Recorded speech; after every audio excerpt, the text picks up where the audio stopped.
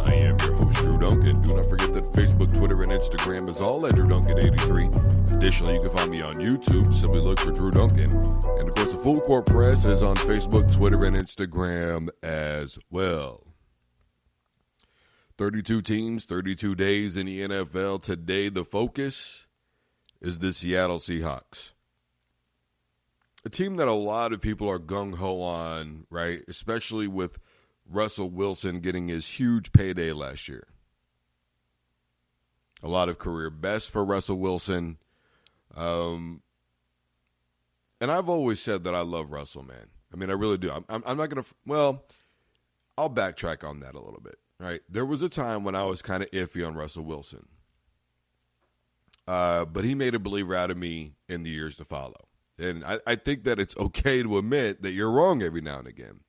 But once I loved his style of play and saw who he was, I mean, that was it, you know. A lot of people felt that he was carried by the defense. A lot of people felt that he was carried by Marshawn Lynch in that running game for a little while.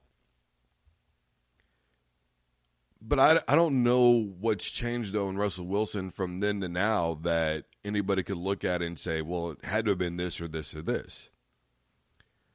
I think overall as a team, it's been a kind of slippery slope, losing this piece, losing that piece. You know, no more Bennett, no more Legion of Boom. I mean, that whole thing has been broken up now, and it's all gone. The Seattle Seahawks, to me, when I look at things, I don't see the quarterback ever being at fault. I mean, it's usually 100% to me Pete Carroll, a guy that I've been 50-50 on. Look, I think Pete Carroll is gutsy, but I also think that a lot of times he's irresponsible. You look at that game against the Rams a couple of years ago, I think it was a Thursday night game, if I remember correctly, where it was like 26 to whatever it was, and the Rams were at that time not a very good football team, and Jared Goff was still a rookie, and he decides to fake the punt, and they get the first down, but then the punter loses the ball along the way, and he gets hurt after a big hit, and it's just things like that. You know, they'll be up by 20, 30 points, and Pete Carroll acts like it's a collegiate game or something where, hey, we can all just have a little bit of fun now, and sportsmanship kind of goes out the window.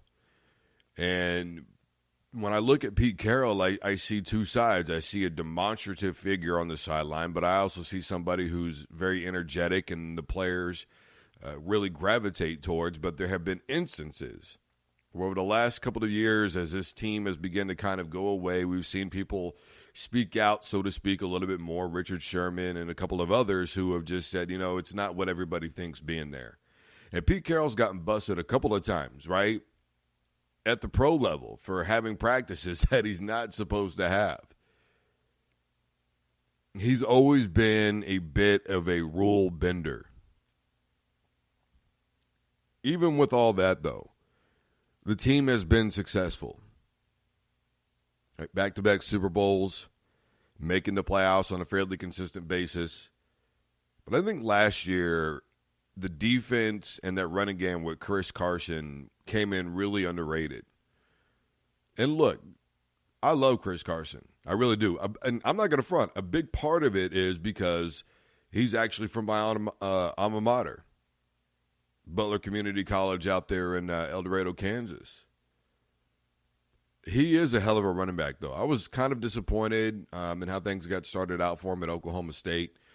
But he's really proved himself in the NFL, right? He got injured, and then he comes back and has an 11-yard season last year. And a lot of people are going to talk about this defense for Seattle, but you've got several players that are out in the first week. You've got 7-game suspensions. You have a quarterback room, even right now, offensively, that is in a lot of trouble. Geno Smith had surgery. Paxton Lynch took a vicious hit last night in that preseason game. So now it's going to be down to Russell Wilson and J.T. Barrett, at least for a little bit. Defensively, I don't know that we're going to see the same team this year that we have over the last couple of seasons for Seattle. And look, here's the thing. When you look at some of the victories that they had last year, a lot of people, they came back to, make it a 10-6 record and they made the playoffs and all that. You got beat by the Dallas Cowboys in the playoffs. You start out the season 0-2.